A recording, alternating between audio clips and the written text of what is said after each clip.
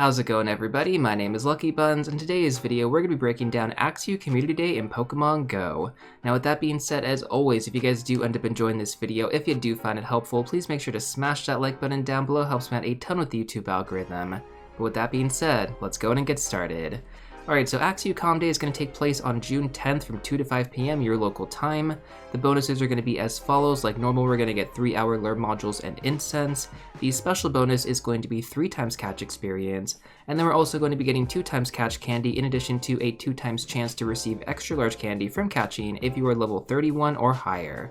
Now normally we get 2 special trades during the Com Day from 2 to 10 p.m., but because of the special season bonus, we're actually going to get a total of 3 special trades, in addition to also getting 50% less Stardust, having a 50% Stardust reduction when trading. And then finally, we are going to be getting 5 free Axew from snapshots. Now, as far as the exclusive moveset goes, Haxorus is going to be getting access to Breaking Swipe, and you're going to have from 2 to 10 p.m. to evolve all of your Axew into Haxorus to get it with this moveset. Now, of course, some of you may be wondering though, how good is Breaking Swipe?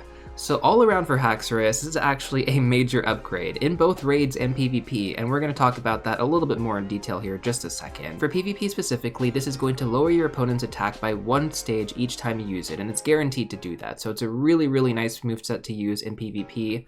Specifically, when it came down to Rayquaza, this actually got a major buff in the Master League when it got access to this moveset because it was just a game changer all around. Like, Rayquaza was never a Pokemon that really anybody thought was going to have relevance in PvP because it's just so glassy, but Breaking Swipe changed the game for it, and it's going to do the same thing for Haxorus. Now before we actually take a deeper look at Haxorus in PvP, I first want to take a look at how it's going to fare in raids. So before this moveset was given to it, or I guess before this Com Day actually, the ideal moveset to run on Haxorus would be Dragon Tail plus Dragon Claw, if you want to use it as a Dragon-type attacker. Now with this upgrade, Haxorus actually falls right below Dialga, Reshiram, Dragonite, and Palkia as far as Dragon-type attackers go. Of course, you also have to consider that Haxorus is a straight Dragon-type, whereas a Pokemon like Dialga, Reshiram, and Palkia all benefit from a dual typing. Dialga is a Dragon Steel, Reshiram is a Dragon Fire, and Palkia is a Dragon Water.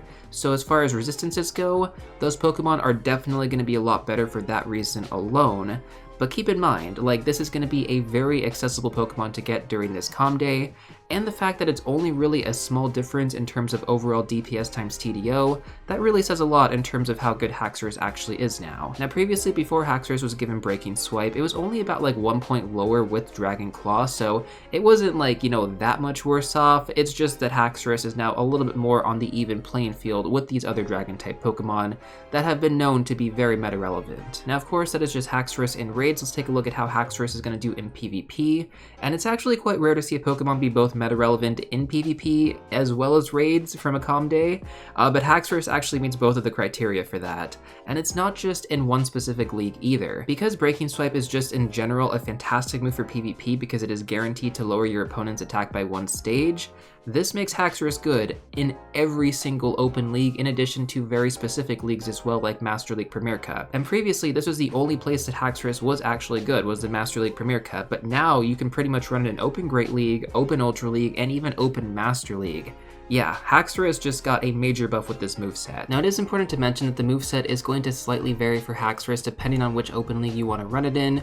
For example, in the Great League you actually want to run Counter plus Breaking Swipe and Surf, but for the Ultra League as well as the Master League you want to run Counter plus Breaking Swipe and Night Slash instead. So very important distinction right there. If you guys decide to run it for Great League instead, make sure that it has Surf instead of Night Slash. I mean, you could run Night Slash if you want to, I guess it really depends on the meta that you're going to be going up against. So in conclusion, June has always been a great month for Com Days. This is usually when we see one of our favorite pseudo-legendary Pokemon take this spotlight. In past years, we've seen Dino, we've seen Gible, and now we're seeing Axew. Not to mention, Haxorus is probably one of the most desirable shinies to have in the game. When Axew first got released during GoFest last year, everybody wanted it. Like, everybody was just doing tons and tons of raids to get this Pokemon. You did have a small chance of obviously finding it in the wild, but, you know, it was just a really desirable Pokemon because of that amazing shiny. It's seriously such a cool one. Desirable shiny aside though, Haxorus is pretty much meta-relevant in everything with this moveset. I mean, whether you want to run it in raids or PvP, it pretty much has you covered. Not to mention the XP bonus and double candy are a great plus. As always, for newer players, I'd recommend adding as many Haxorus as you can to your Dragon-type team if that hasn't already been built out. I would say anywhere from 4 to 6 would be a great place to be. I mean, if you already have a few dragon type attackers that you want to power up, then maybe a little bit less, but you kind of get the idea here. And one strategy I always recommend is to catch and evolve your highest level Axew with the best IVs. This is going to help you create your battle ready teams with a minimal Stardust investment. And it's no surprise there because Stardust is one of the most valuable resources to have in Pokemon Go, and the fact that you can pretty much just build out your entire dragon type team without having to spend too much of it, massive win. Now, I don't always say this as well, but for veteran players, given its meta relevance in the Master League, maxing out a hundo or a functional hundo would be a fantastic investment because you're also going to get the added benefit of using Haxorus in the raid/gym meta as well. Like a level 50 Haxorus, guys, that is going to be a fantastic Pokemon to add, whether you've already built out like tons of other dragon types at this point. So I'm personally going to look forward to doing that because, I mean, my dragon types are, yeah, I'm pretty much stacked when it comes to dragon types, but having a level 50 Haxorus, that's going to be a nice addition to my team. With that being said, that's pretty much everything that I have to say about Haxorus, though. I do always like to go through some additional tips and tricks, though, for some of you guys who are newer or returning players to the game, so let's run through those right now. Alright, so first up, the fast catch trick. With and without the AR method, most of you guys probably already know how to do this, but for newer players, I highly recommend learning how to do this because if you've ever wondered how so many players catch so many Pokemon during these calm days, this is pretty much how they do it. It increases your catching speed tenfold. The next tip I have for you is going to be to create a search tag for all the Axew that you want to evolve. This is really important for this calm day because not only are you going to want to focus on the really good IV Pokemon, but you're also going to want to focus on your PvP IV spreads as well. To quickly check for good IVs and hundos, you can type in the 3-star and 4-star search, and then for PvP IVs, I actually have a video that I'm going to link in the top right corner right now, as well as in the description down below, that'll show you how to run through all of your IV spreads fairly quickly in order to find the ones that are going to be optimal for PvP in the Great League and the Ultra League, because they are a little bit different for those of you guys who are a little bit unfamiliar. The next tip is going to be the Mega Evolution to have during this calm day. So Axew is a pure Dragon type Pokemon, so it's only going to benefit from that specific typing. So your options are going to be as follows: Charizard X, Ampharos, Sceptile, Altaria, Salamence, Latios, and Latias. Whichever one of these Pokemon you have at Mega Level 3, prioritize that over the others for increased candy and extra large candy gains.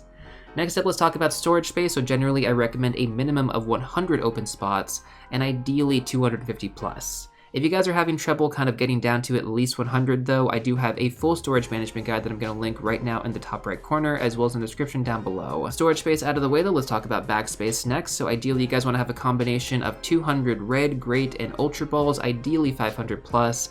And then if you don't have that much time to play during the calm day, I would also recommend some pineapple berries. Anywhere from 25 to 50 would be ideal. And then finally, the last tip that I have for you guys is going to be to focus on your picnicker medal. So basically just drop lure modules at your most popular grind spot right when the event starts.